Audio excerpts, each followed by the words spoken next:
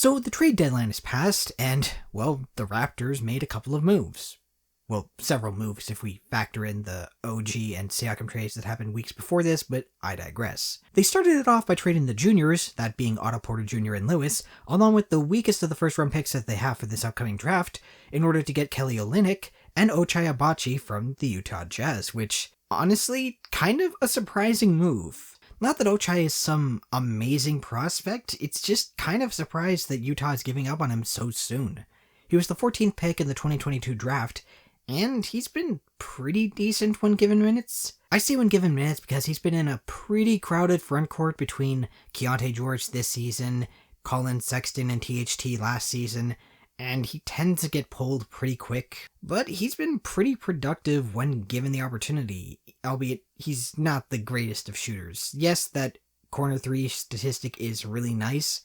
It's not necessarily reflective of his ability to put the ball in the hole, but it's a useful skill to have to be that much of a threat in the corner, and he's not incapable of putting the ball on the floor, although his handle needs some work. The other main selling point is the D part of 3-and-D wing. He's actually one of the best guards when it comes to blocking at the rim, which is not what you would expect from a 6'5" guard, but there you go. He's not a 1-to-5 lockdown at every position sort of defender like OG Anunoby like I've seen some people compare him to. He's a little too small for that. But he is very strong, he has good defensive instincts, and he's one of the better on-ball defenders as far as guards go. So yeah, 3-and-D wing with some upside, not necessarily a player that I would expect to be like a all-star in the future, not a one-time or anything like that, but a pretty solid role player who can contribute now and into the future that fits Scotty's timeline, and all you had to really give up was essentially a first-round pick that is in a very weak draft, not to mention it's one of the worst picks in that draft, at least as far as the first round goes. Like, OKC right now is the first seed in the West, and while that's not by a comfortable margin, the runner-up for that is the Clippers, who is the other potential pick that it could be gotten from. So you're looking at a bottom 3 pick that was able to get you 2 rotational players out of what was essentially 2 players who were racking up DNPs on your roster, or in Lewis's case, not even playing all that much in the G League. Yeah, that's a pretty solid trade. I wasn't expecting this. I will say this also makes the Siakam trade look a little bit better than it did in retrospect, because now you turned one of those picks into a player that you can feel pretty good about being around for a couple of years, whether that's to meaningfully contribute right now, or potentially being a trade piece down the line. Granted, like I said earlier, Ochai's probably not going to become like an all-star or all-NBA player. As far as his defense goes, he might not even make, say, all-defense. At least not unless they start adding all-defensive third team, which, why don't they do that exactly? But still, it's nice to have that sort of player on the roster. It's also nice that he's friends with Grady Dick, although it's starting to get a little bit funny, the amount of nepotism that's going on with the Toronto Raptors and who they decide to trade for and what. But I digress. As far as the other player you're getting, Kelly Olynyk is a really good 3-point shooter. Not the best defender at the 4 or 5, but you can probably hide him well enough on that end. And the passing. He is one of the most underrated connective pieces in all the NBA. As far as bench bigs go, he's averaging close to 4 assists. That's pretty solid. Again, not the best defender, but having a stretch 5 of any sort, even one that's on the older side, it gives you a nice look to see what having a stretch 5 next to Scotty Barnes will look like now and in the future.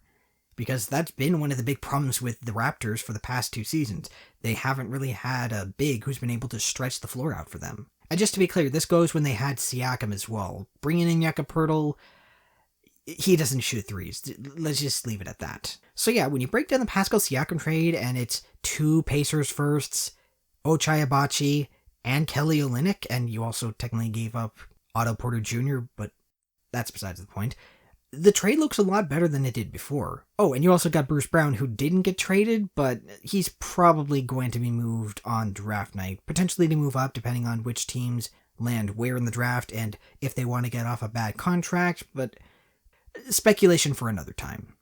What there isn't any speculation about is in regards to the other move that they made, because they traded Thad Young and Dennis Schroder for Spencer Dinwiddie, who they immediately waived to save like $1 million because of an incentive that was in his contract, which MLSC is just so incredibly cheap despite the companies behind it. Yeah, apparently Dennis Schroder was not happy about his role on the Raptors after being benched, which kind of understandable given that's what he was promised, but it doesn't really change the fact that they essentially give him up for nothing. Like, yes, they do get some cap flexibility for the next season. I think they have around $30 million that they can use to either re-sign their own players or potentially bring in somebody like, say, Nick Claxton. But getting rid of essentially your best free agent signing, or at least best relative to production, I guess you could argue Bismack Biyombo, it's not a great look, and the return itself does not look particularly great, considering that, again, Spencer Dinwiddie isn't even going to be playing any minutes. In a way, the trade feels almost like it's trying to force Darko Rajakovic's hands, because, to put it mildly, he has not been the most strict of coaches when it comes to Dennis Schroder in particular and the various mistakes that he's made, and especially considering that they've talked about playing Scotty Barnes more at point, it seems like they're trying to develop Point Scotty a lot more than it was previously, and then I guess have IQ at the 2 instead, or play more of a secondary playmaker role. I don't doubt that there were other trades out there for Dennis Schroder, but they probably would have involved taking on a little bit of money, or at the very least, taking on money for the next season, or the season after that, which, incidentally, that's probably why the Nets didn't want Chris Boucher, who's also still here, but it still seems like a bit of a misfire as far as trades go. It's not the worst move that they made in the past few years. That is still the Thad Young trade that sort of set this series of dominoes into what the team is right now, which, incidentally, it's very weird that this team has the roster that it has. And I don't necessarily mean as in the pieces don't fit or anything like that. What I mean is that this roster that we have right now, there are only 4 players from the last season post-deadline that are currently on this Raptors team. That's Gary Trent Jr., Scotty Barnes, Jakob Poeltl, and Chris Boucher. All 4 of them are the last remaining pieces from the last season. That is truly absurd turnover.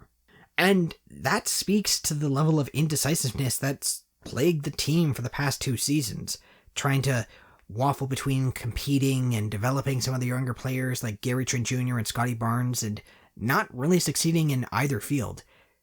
The one thing that can be said about this deadline and the moves that have been made, this team now has a direction. This team now has hope for the future. It took them longer than it should have when it came to getting into a retool, or rebuild, whatever you want to call it. It's a lot more hopeful than things seemed when the season started.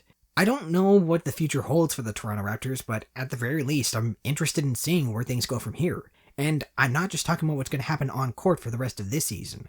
Like I said earlier, there's a lot of cap space for the Toronto Raptors to play around with, and I'm not just talking about resigning guys like Gary Trent Jr. and Kelly Olynyk, who the Raptors seem intent on resigning.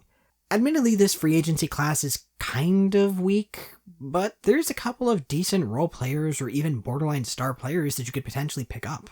Oh, one other thing I should mention, not having to worry about bringing in yet another rookie because you might be looking at 2, if not 3, depending on how things go with the lottery. Yeah, that's another reason why it was a good idea to get rid of that pick. Bringing in 4 potential rookies, that could be a bit of a problem in the locker room. So, best to keep a guy like Kelly Olynyk in the locker room for the time being. Like I said, this team is really young, after all. So yeah, optimism for the future in terms of what the encore production will be for the remainder of the season, and optimism for them potentially getting better right away in the offseason by signing away a couple of players. There's been some debate as to whether or not the Raptors themselves have gotten better or worse over this trade deadline. I feel it's a bit too black and white perspective, because it's not simply a matter of whether or not they got better in the short or long term. It's the areas in which they got better. I think in terms of the defense, it's gotten slightly better because Ochai is that good of a defender, and he does bring a dynamic to the offense, and so does Kelly Olynyk, that they previously lacked. But you're probably going to be missing Dennis Schroder's point of attack defense, so it sort of balances itself out. It's really hard to definitively say which of those 2 is more valuable conceptually, because we haven't seen what these players will look like under this new offensive system, or for that matter on the defensive end, although again, Kelly Olynyk probably not going to be the best defender out there. So, regardless of how the team looks in the offseason or what moves they make, the team that they've got for the rest of the season, it looks like, if nothing else, it's going to be a lot of fun. As far as giving a grade goes, I'm going to give it a C, C+. Let's go with the C+. Yes, the Dennis Schroder trade was essentially MLSE saving themselves a couple $1 million, but as far as what they were able to do with the Jazz, that's a pretty good trade, and all you had to give up was a bottom 3 pick in what's looking at like a historically bad draft, and filler in Otto Porter Jr. and Lewis. If nothing else, it makes the Pascal Siakam trade look a lot better. Yes, Agbaji's probably not going to be as good a player as Pascal Siakam, I feel pretty confident in saying that, but getting him 2 first-round picks and another decent rotational piece in Kelly Olynyk, plus you got Bruce Brown, who's probably going to be moved for something on draft night, whether it's to move up or down in the draft and possibly get another pick, or who knows what will happen. But the fact of the matter is that it looks a lot better in retrospect, now that you have all of these pieces that fit together a lot better. So yeah, that's the trade deadline. Bit of a mixed bag, but leaning more positive than negative, and it looks a lot better if you include things like the OG and Anunoby trade in with the rest of the Raptors' overall trade moves. But yeah, pretty solid. Thank you for making the Pascal Siakam trade not look extremely bad, former Blue Jay Danny Ainge. That's all for now, folks. Until next time, game on, my friends.